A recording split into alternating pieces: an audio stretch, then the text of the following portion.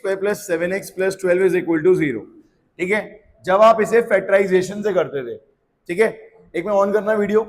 What is the difference between quadratic formula and factorisation method? क्या difference है दोनों में, ये देखना है आपको। ठीक है, जैसे ये नॉर्मल क्वेश्चन है, मैं इसको कर रहा हूं किससे? फैक्टराइजेशन मेथड से। कौन से मेथड से? फैक्टराइजेशन मेथड से। तो यहाँ प्रोडक्ट कितना हो जाएगा? 12 और सम कितना हो जाएगा? 7। फैक्टर्स क्या हो जाएंगे इसके? 4 और 3।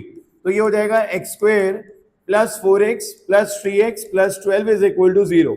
यहां पर आपने x कॉमन ले लिया, कितना आ गया? x plus 4। 3 कॉमन ले लिया, कितना आ गया? x plus 4, that is equal to 0। फिर x प्लस 4 दोनों में से कॉमन ले लिया, कितना आ गया? x plus 3। ये दोनों में सेम आ रहा था ना x प्लस 4, इसे बाहर बुला लिया। अब एक बार x प्लस 4 इक्वल टू 0 और एक बार x plus 3 is equal to 0। x की एक वैल्यू आ गई -4 और दूसरी वैल्यू आ गई -3। ठीक है, ये आपने निकाला कौन से प्रोसेस से? Factorisation method. अब सेम अगर आप क्वाड्रेटिक फॉर्मूला से करते हो सेम क्वेश्चन को, तो देखो रिजल्ट क्या आता है? X square plus 7x plus 12 is equal to 0। सबसे पहले ए बी सी। ए कितना होगा? 1, बी कितना होगा? 7, सी कितना होगा? 12, और फिर निकालते हैं हम डी। तो वो इतनी छोटी सी बात है, ए बी सी डी, पीछे नहीं छोड़ रहे आपके 10 तक भी। A B C D, D क्या है यहाँ पर? डिस्क्रिमिनेंट। क्या होता है डी? डिस्क्रिमिनेंट। तो बी स्क्वायर माइनस 4ac आपको यहाँ वैल्यू पुट करनी है। अब बी की वैल्यू कितनी हो गई? 7 का square.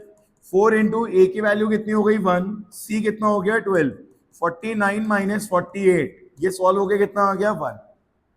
So the value of D becomes 1। अब आप अगर यहां पर इसका फॉर्मूला लगाते हो क्वाड्रेटिक फॉर्मूला का, तो that is minus B plus root D upon 2a। तो बेटा b कितना हो जाएगा यहां पर? b is 7 plus root 1 upon 2 into a is 1।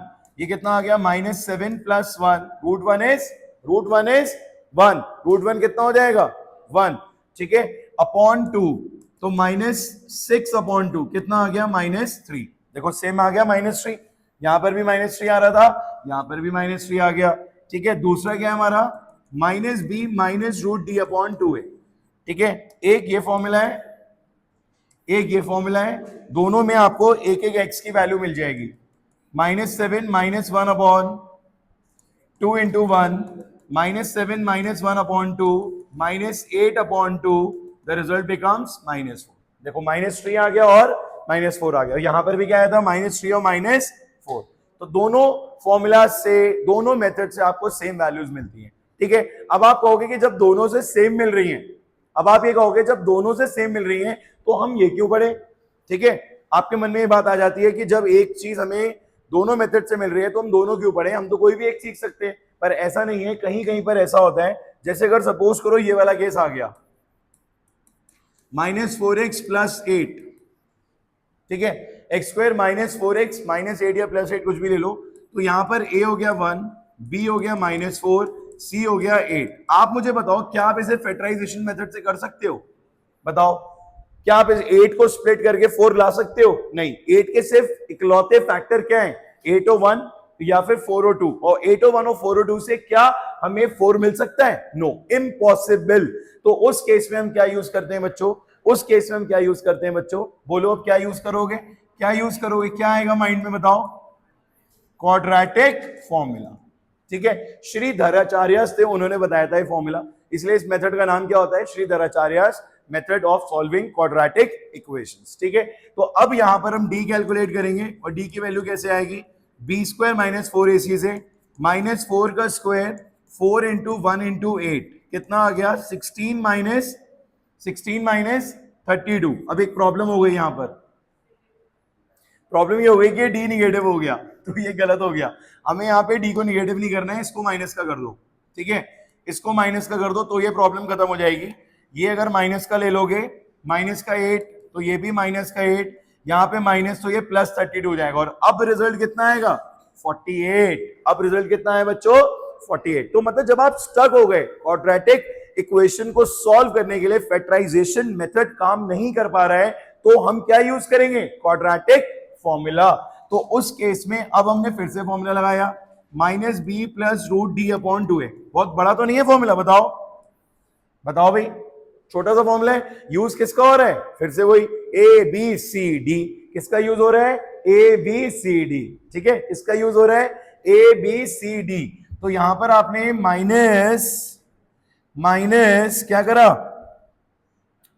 Minus sign compulsory. What about B, B is -4, root D के अंदर कौन आ गया 48, 2 इंटू ए कितना हो गया 1, तो ये हो गया 4। अब बेटा रूट 48 क्या होगा, हम सब ये बात जानते हैं 16 इंटू 3, तो ये कितना हो गया 4 रूट 3, क्योंकि 16 में से जब आप रूट्स को बाहर करोगे तो क्या मिल जाएगा 4 रूट 3, यहां पर आ गया 4 प्लस 4 रूट 3, रूट 48 की जगह अपॉन 2। अब बताओ क्या करें, क्या इस 2 को इससे कट कर दोगे,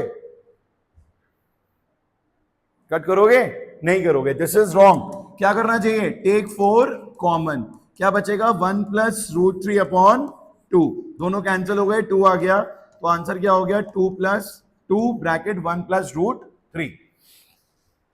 ये आया प्लस वाला पार्ट, कौन सा पार्ट आया बच्चों, ये प्लस वाला।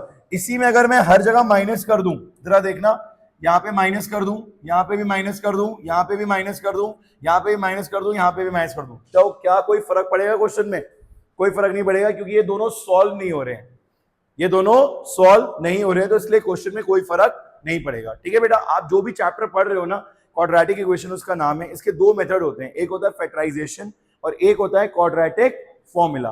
फैक्टराइजेशन बचपन से पढ़ते हुए आ रहे हो, splitting the middle term, common, identity, उसके लिए मैं आपको एक एक्स्ट्रा क्लास दे दूंगा नेक्स्ट क्लास में शाम को 7 बजे, ठीक है, तो वो आपकी कवर अप हो जाएगा। ठीक है, अभी आप क्या पढ़ रहे हो, एक नया टॉपिक है क्वाड्रेटिक फॉर्मूला, तो ये नई चीज है, इसलिए ये मत सोचेगा कि हम तो बहुत दिनों बाद आए हैं, आज हमें कुछ समझ में नहीं आएगा, आज हमारा रेस्ट डे है। आज हमारा रेस्ट डे नहीं है, आज आपको प्रॉपर तरीके से एक एक चीज समझनी है और नेक्स्ट क्लास में इसके क्वेश्चंस करके आने हैं। बात समझ में आ रही है सबको? सो नो रेस्ट डे, ठीक है, it's your working day. Done with this question. अब समझ में आ गया मेथड, तान्या क्लियर हुआ बेटा मेथड?